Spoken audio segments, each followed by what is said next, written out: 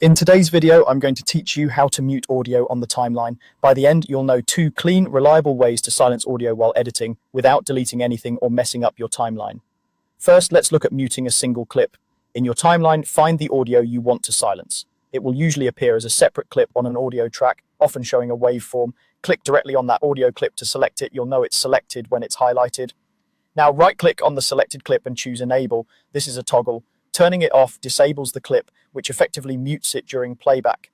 The nice thing about this method is that nothing moves or gets lost. The clip stays right where it is, and you can bring it back at any time. To restore the sound later, simply right-click again and toggle Enable back on.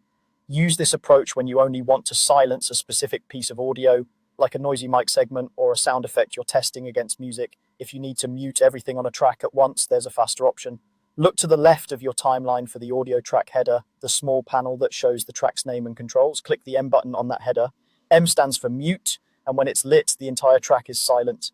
Every clip on that track will be muted during playback, which is perfect for quieting all your temp music, voiceover, or ambient recordings in a single click. Click M again to unmute and bring the track back. This method is ideal when you've organized your project so that similar sounds live on their own track. A few quick tips to keep things smooth. Neither method deletes or permanently alters your audio. You're simply controlling whether it plays back. If you suddenly can't hear something, check whether the clip was disabled or the track is muted.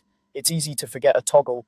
Also, keep an eye on your audio meters. When a clip is disabled or a track is muted, its meter will stop moving, giving you a visual confirmation that the silence is intentional. Finally, choose the method that matches your goal. Disable a single clip to isolate changes, or mute a whole track to manage broader sound categories.